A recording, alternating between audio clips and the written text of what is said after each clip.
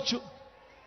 నేడు ఎలక్షన్లో మీ బిడ్డకు ఓటు వేయని వారిని కూడా మీ బిడ్డ ఈరోజు ఒకటే అడుగుతా ఉన్నాడు.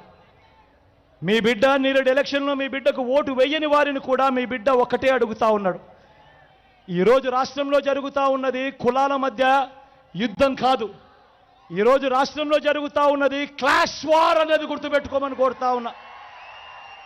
ఈరోజు పేదవాడు బాగుపడాలన్నా, పేదవాడి భవిష్యత్ మారాలన్నా ఈరోజు మీ ఓటు ఎంత అవసరమో ప్రతి ఒక్కరూ గమనించమని కోరుతా ఉన్నా. ఈరోజు మీ మనందరినీ కూడా ఒకటే కోరుతా ఉన్నా. నాకు ఓటు వేయని వారిని కూడా ఒకటి అడుగుతా ఉన్నా. మీ ఇంటికి పోండి, మీ భార్యలతో కూర్చోండి, మీ ఇంట్లో ఉన్న మీ అవ్వాతాతలతో కూర్చోండి, మీ పిల్లలతో సైతం మాట్లాడండి, అందరితో మాట్లాడండి.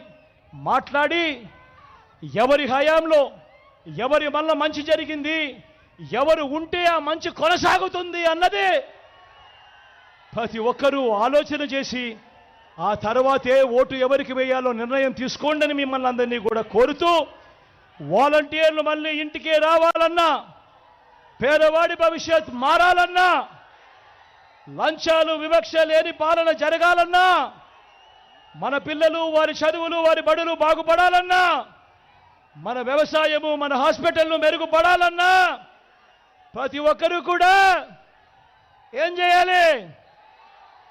రెండు బటన్లు